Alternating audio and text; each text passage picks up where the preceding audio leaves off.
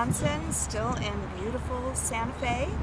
And in our last episode, you were talking a little bit about the 20-year cycles and what you saw coming up and what was before. But what I'd like to do is kind of back up for a second and talk a little bit more about the structure of the Mayan calendar.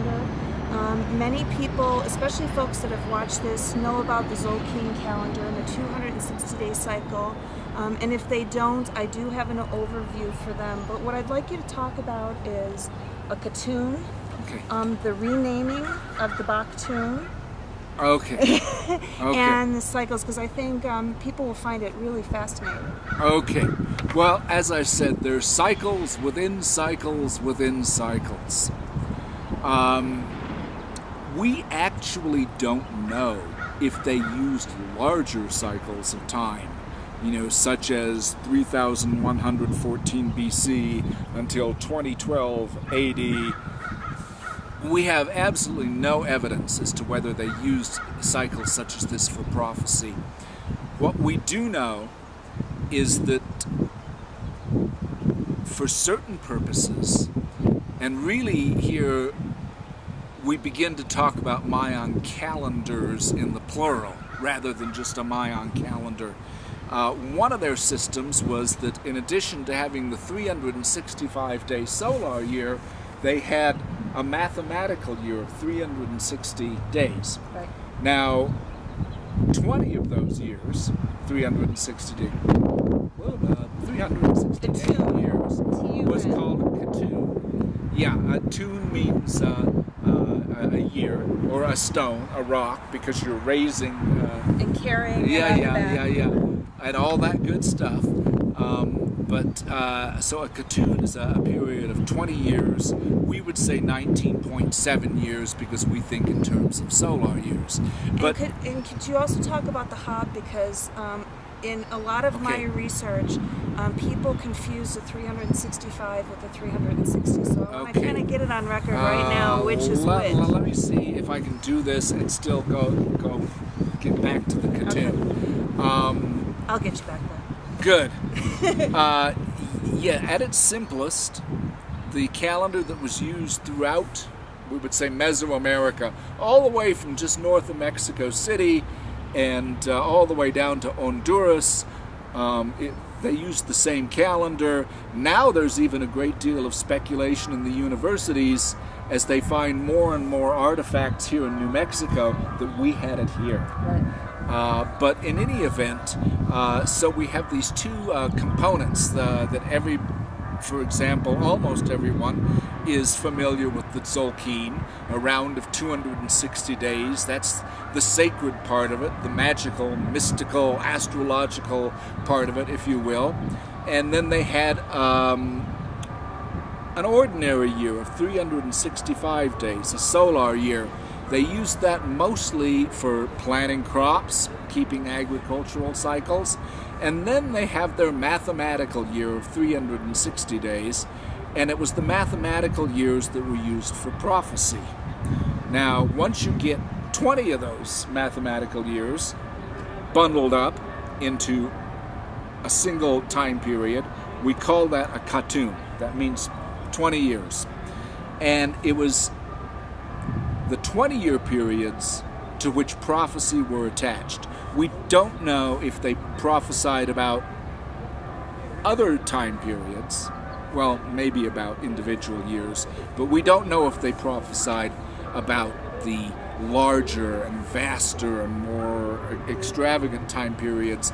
We do know that, if you have 13 Khatuns, 20 years each, you end up with 260 years.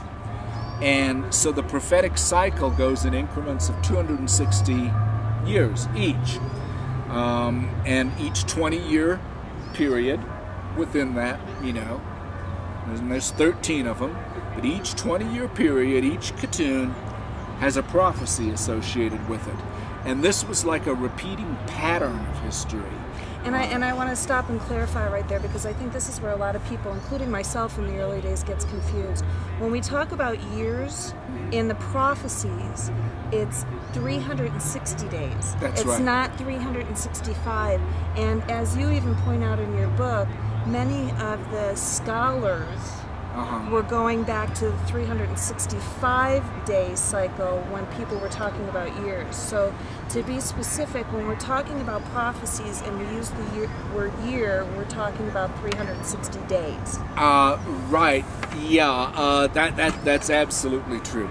The prophecies were done in 20-year cycles of years that comprise 360 days each. Right. Okay.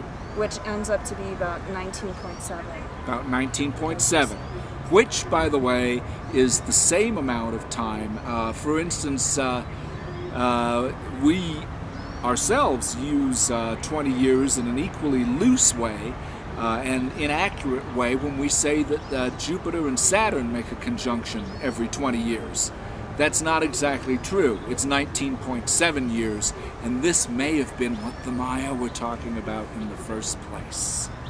Well, they clearly had advanced information. I mean, we just this past week got to see the Venus transit. Yes. And one of the things that I was thinking about when I was watching it, I got my little solar glasses so I could... Good for you. Yeah, and I watched it here in Albuquerque, and we got to actually see Venus go across the sun. But one of the things that came to my mind was that we as humans cannot look at the sun. Right. Okay? We can't see that Venus transit the sun.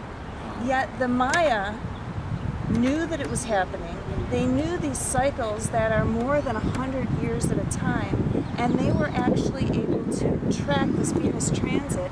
And without the internet and without these silly little glasses, I would have never known that it was happening.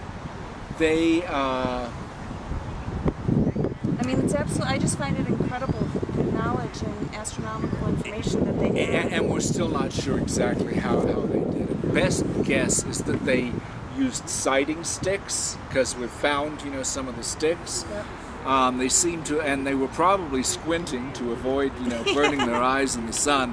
But at any rate, after they got a good idea, for example, since you just mentioned the Venus transit, so let's use Venus as an example.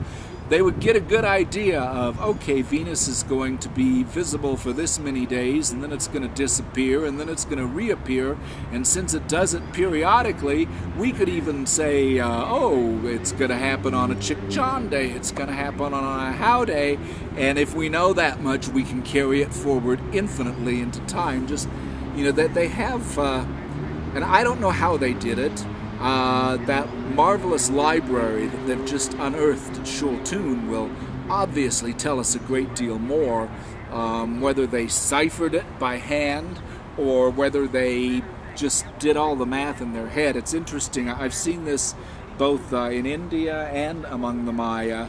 They have a kind of finger abacus, where, one finger could represent 10s and the other 20s, and then the joints of the fingers represent increments of that.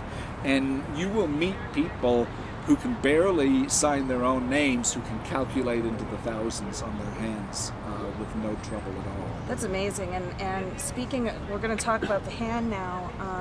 They say that, and you mentioned it, that the Zolkin calendar is a representation of our body. That the 20 represents fingers and toes. Fingers and toes. 13 represents the joints in our bodies. 13 major joints of the body. Yeah. And then even if you take the 0, if you take the side of your hand, it looks like what they did as the 0. And that's the 5. Yeah, I've heard that theory as well. Yeah. Pretty amazing people, those Maya. And stay tuned for next time when we talk more about the Maya and Kenneth's experience with his investigations.